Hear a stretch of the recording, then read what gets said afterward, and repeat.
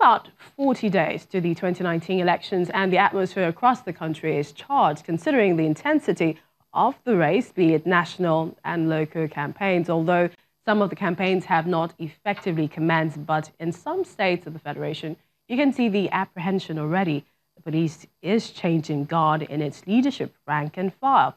Let's speak to some of our correspondents on the ground. First, let's touch base in Rivers State, where election security comes into focus, as the state has always been a flashpoint as far as elections are concerned. If you have monitored elections in Rivers State in the last decade or so, you will know that the issues of security before, during and after the elections has always been a sore thumb that refuses to heal, as we see major crises sometimes envelop the elections, leading to the loss of lives and leaving politicians and their likes to trade blames as to who is responsible, and the police and other security agencies caught in the middle. For example, the governor of Rivers State has always pointed accusing fingers at the police and some security agencies for allegedly helping to rig the elections in favor of the opposition. Accusations that the police and these security agencies have always denied. For now, we can only hold on to the assurances and the promises we have received from the various security agencies that they will be up on their toes to ensure that everything is done to guarantee the security of lives during the elections, but we'll keep our eyes open.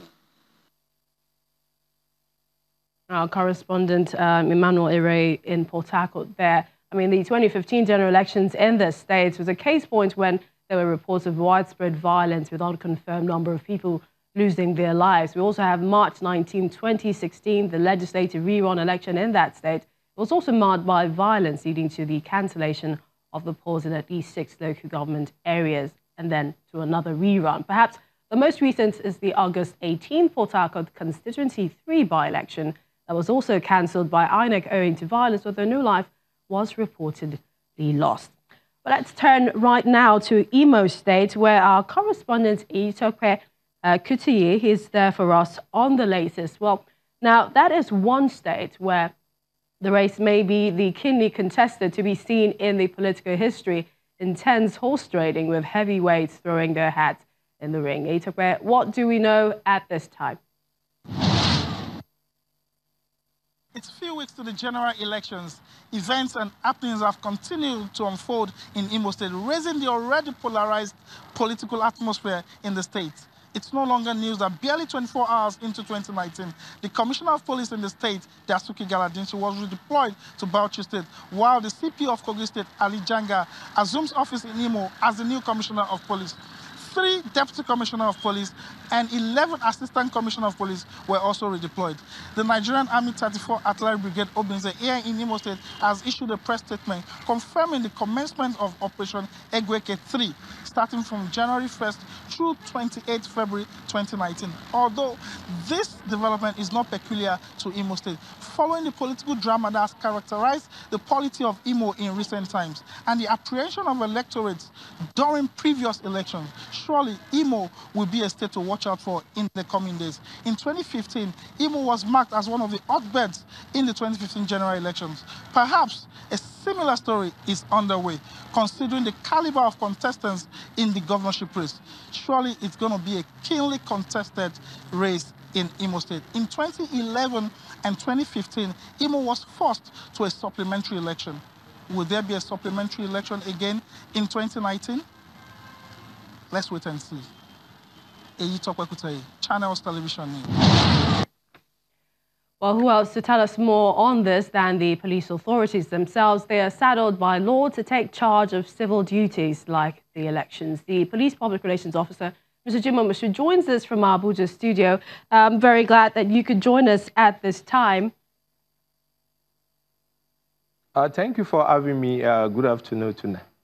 All right, Good afternoon to all Nigerians listening to us and watching us. All right, tell us more. Ahead of the 2019 general elections, we hear the IG has removed the Imo Commissioner of Police, 3 deputies, 11 others I mean, some are calling this a tsunami, somewhat unprecedented, even politically motivated. What can you tell us? Thank you so much. I want to start, first of all, by let the world know that it's not political motivated. It's not politically motivated, and it's not a tsunami or whatsoever that people are trying to coin to address the issue. What we are doing, that if you look at the Office of the Commissioner of Police, is an office, and anybody from Assistant Commissioner of Police, Deputy Commissioner of Police, or Commissioner of Police can occupy such an office. So if you are of an office, we don't look at people's name, we don't look at people's faces, we don't want to know what religion across the diver that such a person belongs to. We look at efficiency and the capacity of such an officer to man that responsibility. But what you have in Imo is the routine posting and deployment of police personnel, not only in Imo.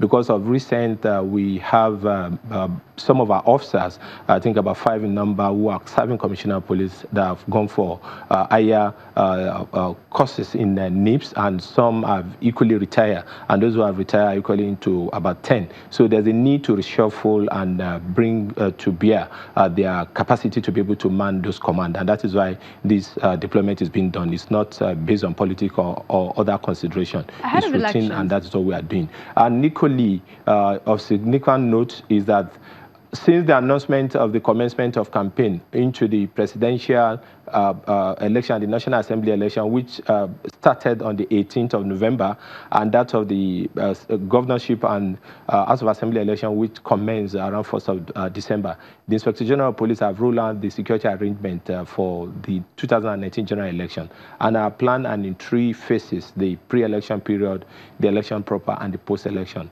The pre-election period are the period of campaign, as we are having now. Campaign are going on across the federation. We'll be providing adequate security for all the venues of campaign across all political parties.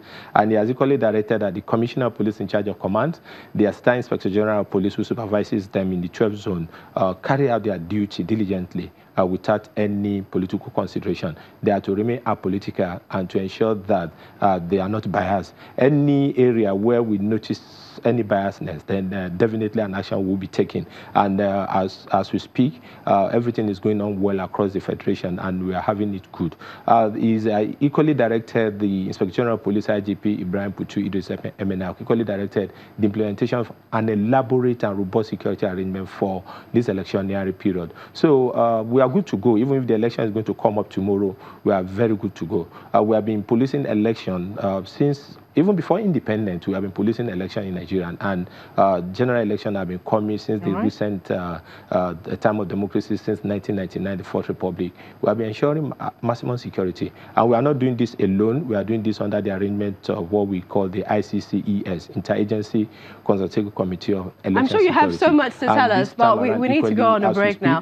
We'd like to thank you so much, Mr. Jimo Moshood, Police Public Relations Officer, for joining us at this time.